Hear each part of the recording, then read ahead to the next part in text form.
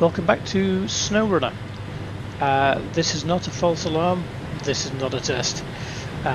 It's also not a drill, although it kind of is. This is one of the last missions in the Black River area, which sees you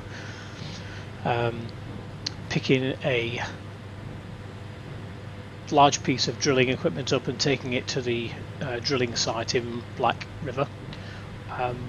It's quite a large piece of machinery, probably the biggest bit that you have to haul in Black River, so it can take a bit of pulling.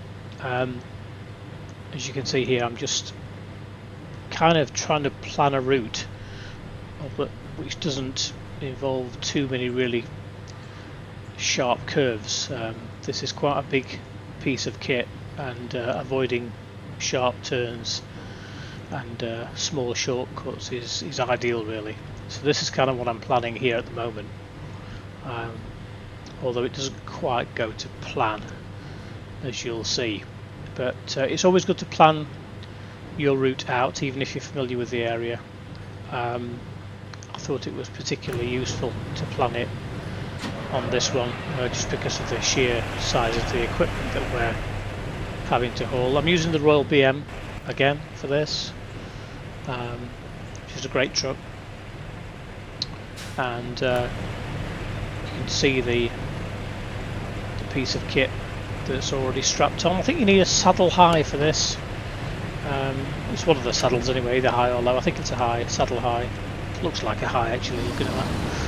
And here we go, we're off. So we've got to take this to the drilling site. One disadvantage of pulling this piece of kit, as you can see here, it puts the camera really high up, so the cab looks really far away, which is a little bit disorientating. I mean, you could use cab view, but it's worthwhile having some perspective in terms of how big this thing is, so that's why I like to keep it in this kind of high trailer view. But just bear in mind, it does kind of put the camera really high up. The biggest issue with this particular piece of kit is it's got like an overhanging ledge on the right hand side, which makes it, there you can see there, this really off-centre overhanging ledge, which is quite difficult to negotiate. So you're having to take it wide everywhere to give that right hand side plenty of room. But progressing quite nicely on the tarmac here, no real problems at this point. We've got plenty of room, but we've not really hit any rough terrain yet, or sharp turns, so it's all going quite well. But you can see how kind of rocky this thing is, and how susceptible to tipping. And I thought, if this thing is going to tip, you know, it's going to tip down here on this corner, because it's quite a bad corner, this. But managed to get it through there. This next bit here, as you can see, quite rocky. Got to really take it wide, give it plenty of room, and just put the pedal to the floor and hope for the best, really, get it through there. Managed that with some ease actually. I thought I'd have some difficulty getting it through there, but no, all well and good through here, which is great. No real problem for the Royal, it's doing a good job.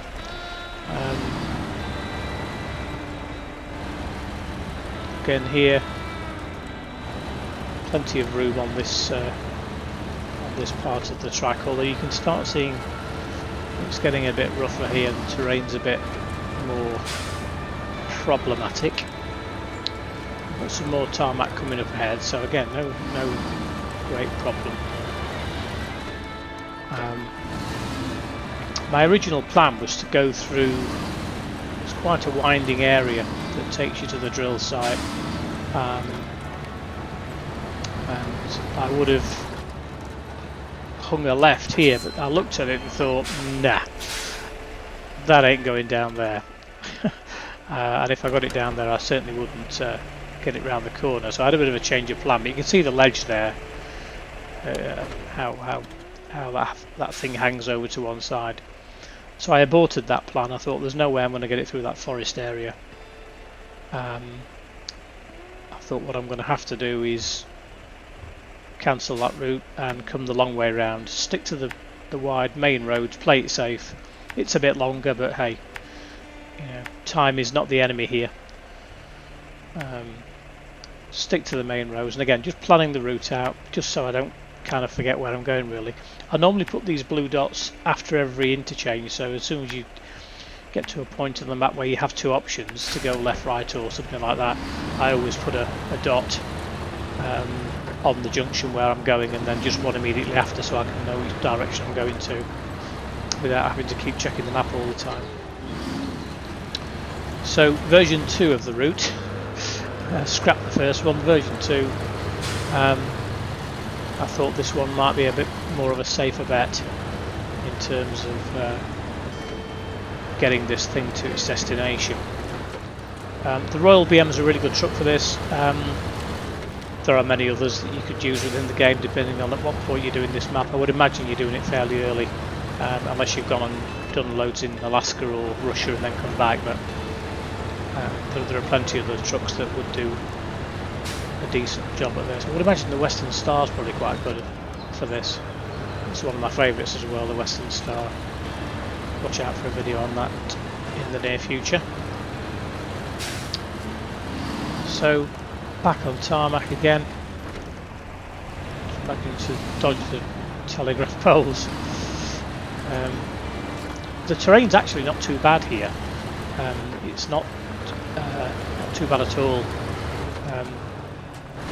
It's a mix of rough terrain and tarmac, so it's not really a problem. It's certainly not as bad as somewhere like Russia, for example.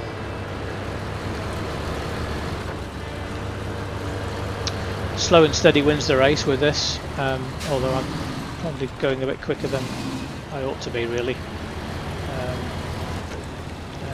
Slam the brakes on for this corner, left-hander. Watch out for these rocks. Yeah. So wasn't quite expecting that. I mean, I wasn't going that fast, but the impact did some engine damage and also decoupled the trailer from the saddle, which is not ideal. And I did start panicking at this point, thinking, am I going to get this thing back on? Because it didn't seem to want to go back on at first. I thought, I wonder if the trailer hitch is actually too high. And then I started thinking, well, even if I do get it on, can I get it through these rocks? But not quite sure why it detached from the saddle. I've never seen that happen before. But you've got to get it absolutely spot on under there, and then it snaps back into place. Straighten it back up, and away we go. So not a complete disaster, but just something to bear in mind. I must have hit that with a bit more speed and a bit more force than was good for me really. But it is quite difficult to judge when you've got this high perspective with the camera above the trailer. Something to bear in mind. I don't think I tried cab view with this, but if you know, I mean, cab view will work really well as well. It's just a matter of keeping an eye on the back end of this trailer. Struggling with a bit of traction here. You look at the gearing, it's in second gear at the moment. It's fine. It's not a problem at all really. I've got the low gearbox on this as well, and the chains. Although I think actually the mud tyres are better. I don't think the chains really benefit in a muddy area. I think you're probably better off with the top end mud tyres. The chains obviously will benefit you in the icy regions of Alaska. Now this bridge, I started panicking here and thinking, will this thing actually go under the bridge? I'm sure it's been designed so that this wouldn't be a problem, but I don't want to get it all the way here and then realise I couldn't get it under the bridge, but just about get it scraped through. This corner's quite tight actually, this right-hander. Just about scrapes that through and gets it out of the bridge.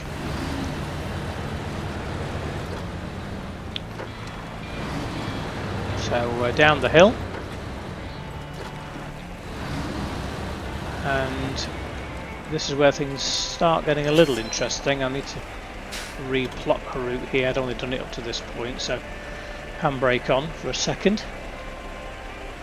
Quick photo opportunity.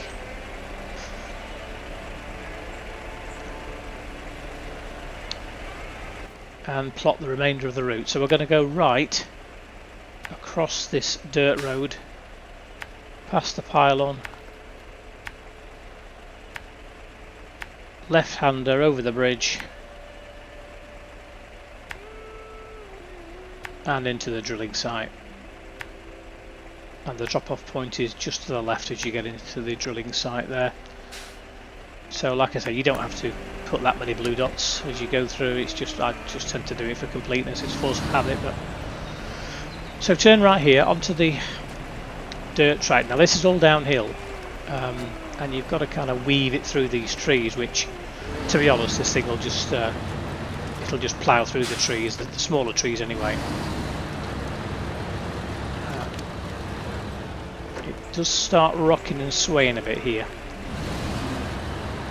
It's not the most stable thing in the world. It's got a lot of, it's top heavy and very wide. It's got a lot of weight on that right hand overhang. Now don't do what I'm about to do here. So I'm starting to get a bit cocky, thinking, well, I can just drive it over this corner. No. Beached. Got it beached on the corner. There's no way you're shifting that thing. I did try for a couple of seconds before I gave up, but yeah, don't cut corners. It's really not worth it. Now I had a panic attack number 2 here because I've detached the trailer, which is the sensible thing to do in this position, to reattach it and redeploy. And then I'm thinking, that thing looks like it's facing up in the air. I wonder if the actual saddle now is too high and I can't actually attach it. That would have been game over at that point, I think. But no, managed to get the saddle back attached. That was a unplanned horn operation. I mean, what I could have actually done here is just reverse it. I don't know why I didn't do that actually. Yeah, I think I've just realised that that's probably the best way. So yeah, reverse it a little bit if we can get some traction on it. You can see how easy these things are to get stuck.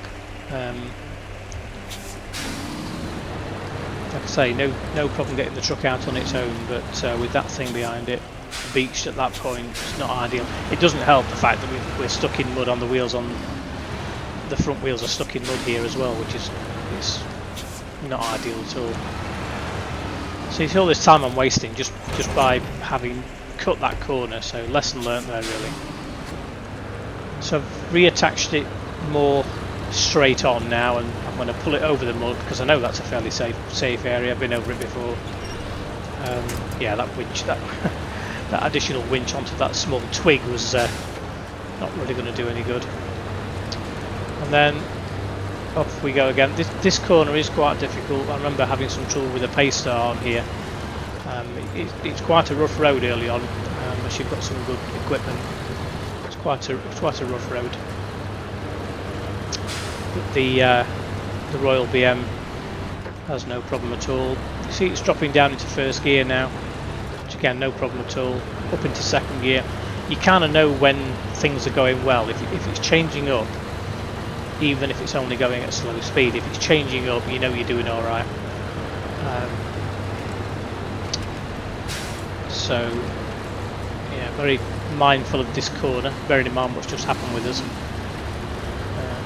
So hang a left here, take it as wide as you possibly can here. Just struggle a bit, just get caught a little bit on the corner bit. I almost daren't look behind me at this point because I thought I don't want to have another issue with it, but just managed to scrape it through. onward. Final leg of the journey coming up. Dropping again down into first gear. You can hear it scraping against the tree branches of doom.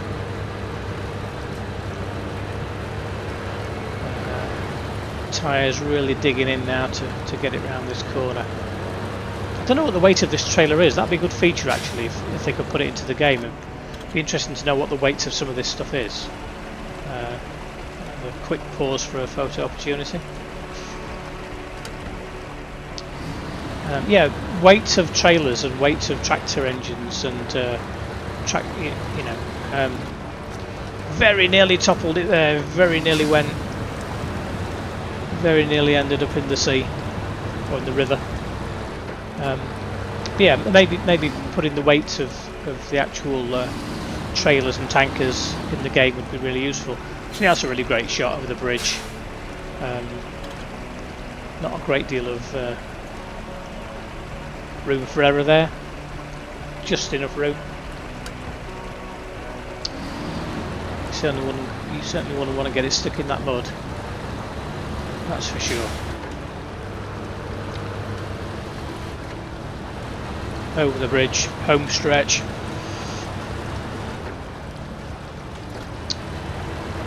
Into the drilling site. This is the final piece of this particular mission. You get, I think the bit before this that precedes it, you have to go and get another drilling part from the adjoining map, whose name escapes me for a minute, and that particular trailer isn't quite as big as this, but it's still quite a challenge to get it in here.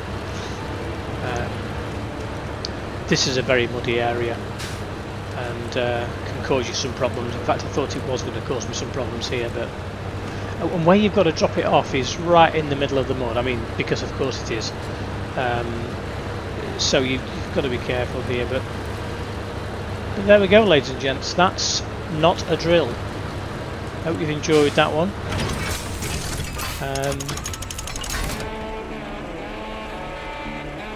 Planning to do some more videos in the coming days, so just an example of that particular mission. Hope you've enjoyed it. Job done. And I'll see you next time.